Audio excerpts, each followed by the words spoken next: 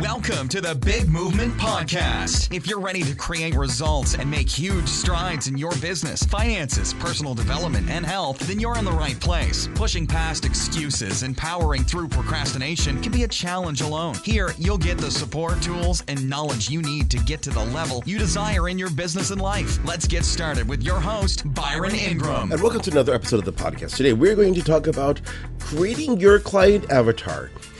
Previously in the last episode, we talked about having the right message. And, that's one of those important things in business. But here's the key thing. It's not enough in today's business world.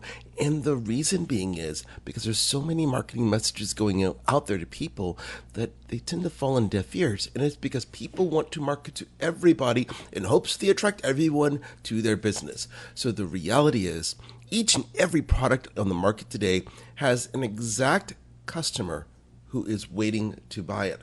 And this person's often known as an avatar, essentially someone who embodies all the qualities and traits of who wants to buy this particular product or service. So now creating your client avatar can be a challenge in the beginning, mostly because as a new business owner or as someone who hasn't done it before, there's this problem of deciding who you want to do business with, because you have to overcome that notion that your product can help everybody, and also that fear of missing out, because there's nothing worse than thinking, but if I narrow my focus down, then I'm going to miss out on people. Here's the real situation when you look at identifying a client avatar. Your messaging is designed to resonate with a particular person, but it doesn't mean that no one else is going to see your message or do business with you. Think of it as that you are focusing on the strongest person, the person who's most likely to buy it. Well, guess what happens when you do this? They bring along friends, because they're going to tell their friends, like, this is incredible, you have to buy it. So around them, that circle of people says, you're right, I trust what you say, so I'm going to buy it too. So that's why you focus in on that avatar.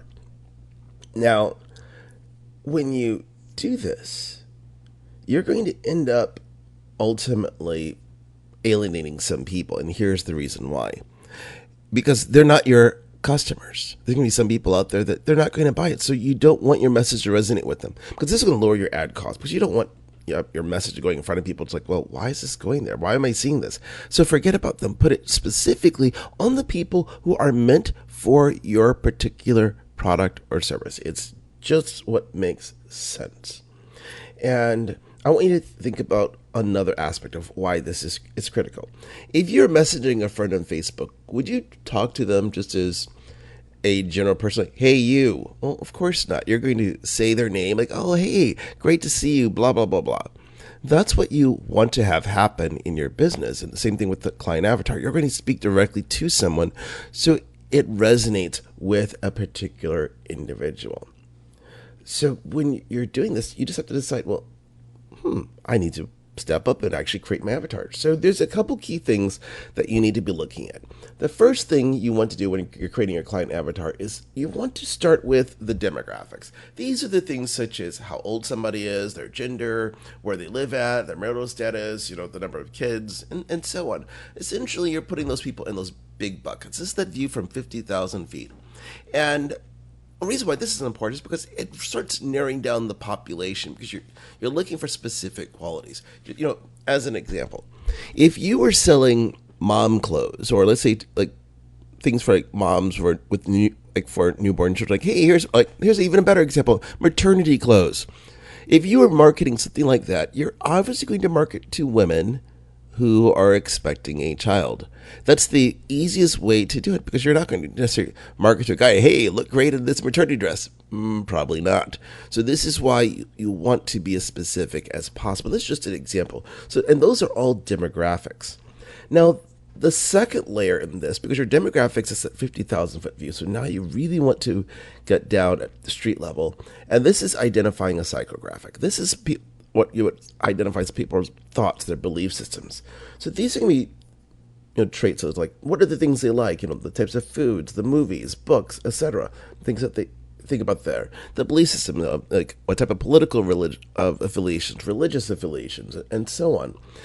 Because the more specific you can get in here, this really narrows down what type of person you're going to be marketing to. And when you do this, this helps really magnify your message because it's going to resonate with that particular person. Now, the last component in this process is you want to identify what is the root problem your product or service can solve. And the reason for this is the thing that keeps someone up at night. Think about they're going, oh my gosh, I can't sleep, I need this solved. That's what you want to identify about your product. So example, if someone's looking to lose weight, sometimes people say, oh, I want to lose 20 pounds. Well, that's the surface level problem. In reality, what they truly want to do is to fit into, let's say, a pair of jeans that they wore 10 years ago. So at that point, the amount of weight they want to lose is irrelevant. They really want to fit in those jeans. So you need to identify what is that core problem at the end of it. And it has an emotional attachment to it. So when you add this component to your avatar, well, now you have something that stands out. So your messaging, it resonates with someone. Now, there's one more component you want to do as part of creating your avatar. And that's actually giving them an identity. Give your avatar a name as well as finding a picture that represents them. And the reason for this is when you're going to start writing these emails, you're going to create your ads. Well, this way, it's something that resonates with them, but it's more for you. So when you're going to write that message, you're not saying, hey, you, I know you like this. No, you're going to say, hey, Susie, hey, Jim, hey, Bob, or whatever that name you come up with, because now you have a way to visualize it. Just like you're writing to your friends. You now know who you're talking to. And this is going to be way more powerful than any type of general message. So what I want you to do is this. Remember, the more specific you are in identifying who your avatar is, the better potential results will be in your marketing efforts. So what I'd love for you to do now is to take this information and put it into practice, and then do one more thing. Share this podcast out there, because there's someone out there who needs to hear this message on how to refine their avatar to market better to the masses, especially leveraging Facebook and so forth. And if you haven't already done so, go ahead and join my Facebook group, which is the Entrepreneur Movement, which you can find at entrepreneurmovement.co. So I hope that you are having a fantastic day, and go ahead and share this podcast out there, because there's someone out there who needs to hear this message. Thanks for listening to the Big Movement Podcast today. And be sure to subscribe so you don't miss an episode. Now that you've surely been inspired to take your entrepreneurial career and business to the next level, you can stop by the website and get more. And if you're ready to boost your business brand, be sure to grab your free report, 7 Easy Steps to Build Your Brand Today.